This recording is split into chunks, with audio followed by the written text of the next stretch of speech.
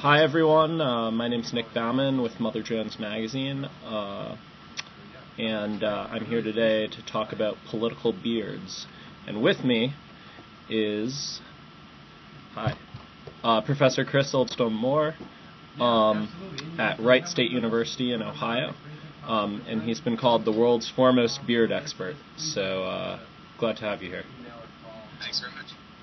I guess the statistic that first got me interested in this, or the little fact that got me first interested in this, is that if elected to the Senate, Joe Miller in Alaska will be the only bearded senator, and his Democratic opponent, Scott McAdams, would be the only mustachioed senator. And we spoke a little last week on the phone about that, and I was hoping you said some interesting things about Joe Miller's beard and what it says about him. I was hoping you could go into that a little. All right, well, I'm basing this on some psychological research that's been done, as well as historical research that I've done over various different periods and times. And some of the research in those two areas suggests that there are different kinds of beards that tend to be identified with certain kinds of personalities, and of course you can't always be certain that any single person fits that personality type. But Miller's beard is notable for its what I'll call it a scruffy beard.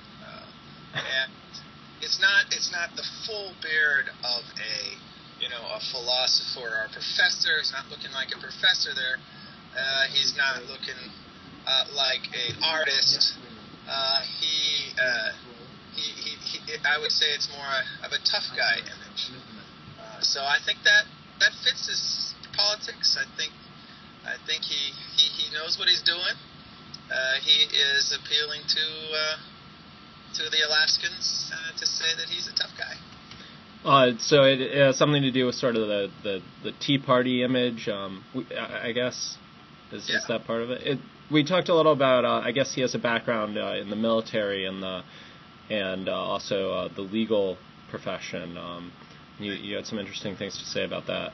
Well, of course, in neither of those professions would any kind of beard really be permissible, acceptable. So, in a sense, I haven't seen pictures of all his background, but I'll bet you the farm that this beard is a relatively new thing for him, and it's a personal statement for him. He's his own man now. He's not part of the military. He's not in the chain of command. He is not a lawyer who appears humble in the court before a judge. He is a man who's his own, and now he can grow a beard, and that indicates his independence.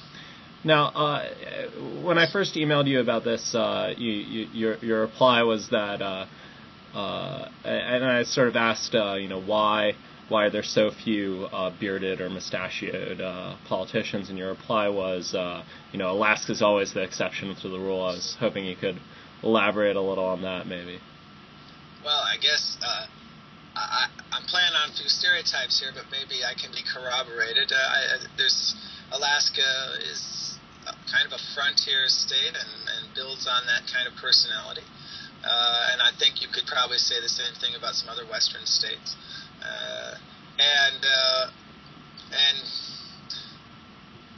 So I'm presuming that it fits in the sense that they're able to go a little bit beyond the regular boundary lines for personal comportment, as they might say, than, say, people from Connecticut.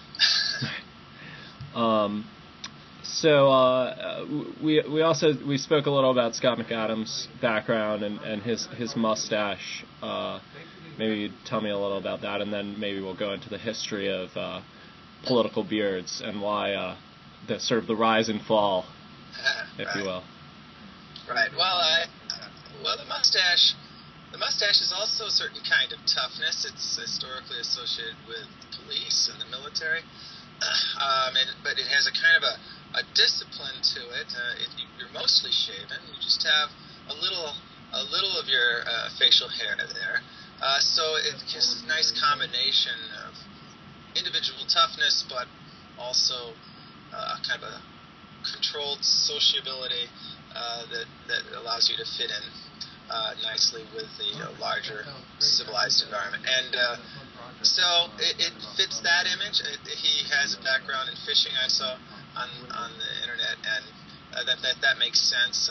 Fisher people who do outdoor jobs like that, especially on the water, tend to have facial hair, beards often. Certainly a mustache would fit that. We spoke a little about sort of the history of political beards, and we talked a lot about Thomas Dewey. It's Thomas, correct? He was the Attorney General of New York, and he was the last major presidential candidate to have facial hair. Maybe you could tell me a little about that. And I know you're working on a paper about him, and also a book about beards. Right. Well, he was Attorney General and then Governor of New York, and he ran as president twice from the governorship. And, of course, as you may know, that in 48 he was expected by many to win. He didn't win. It was a close election in 48. What people don't probably remember or realize is that both in 1944 and in 1948, there was a great deal of discussion about his mustache. He had a nice, big, full mustache, and he had his admirers for his mustache and his detractors. And women in particular were not particularly excited about the mustache.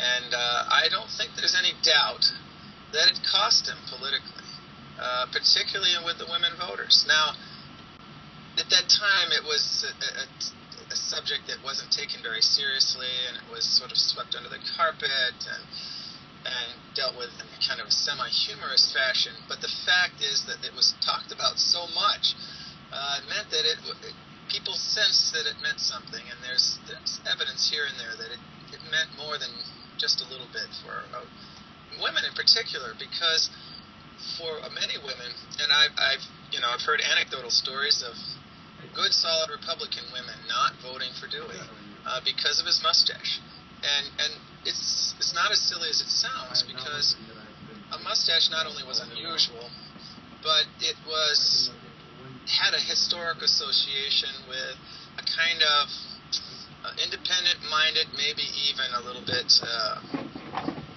slightly unreliable kind of man who might be, say, someone who might like to philander. Philander, yeah, there's the word, thank you. That kind of image. And it's a stereotype, but it was a stereotype that has power. You know, it had a meaning to people. And some people felt quite uncomfortable with it. And it was openly discussed in articles.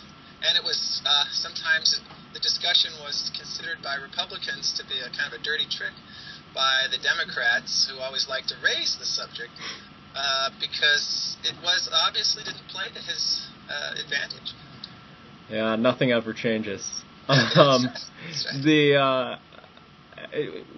I guess Dewey was explicitly compared to Clark Gable, who especially to Clark Gable in Gone with the Wind. Maybe talk a little about that. Well, Clark Gable, throughout most of his career, always had a mustache, both on and off the screen in every role. So it wasn't just Clark Gable. It wasn't just Gone with the Wind, Rhett Butler, but it was Clark Gable's persona. And so when one reporter called Dewey the Clark Gable of presidential candidates, he meant to compliment him and suggest that he was a winner. But I think actually he was inadvertently referring to a weakness. Clark Gable, if you think about his characters, say, for example, Rhett Butler, was a somewhat nefarious character, which again fits the stereotype of such people. And he was a thief and unreliable and unsociable, and headstrong and independent, which was, I suppose, the good side of him. And he ravished Scarlett in that famous scene. So one reporter, before the movie was made, called his character the modern caveman. And so the modern caveman is sort of a kind of a contradiction in terms, which suggests the kind of person, the kind of man who is both dangerous and alluring and attractive and unreliable, all those kinds of contradictions. And that kind of thing was associated with Dewey and to some extent other men with mustaches. And after Dewey, no presidential or high office candidate, national candidate, would dare wear facial hair after they saw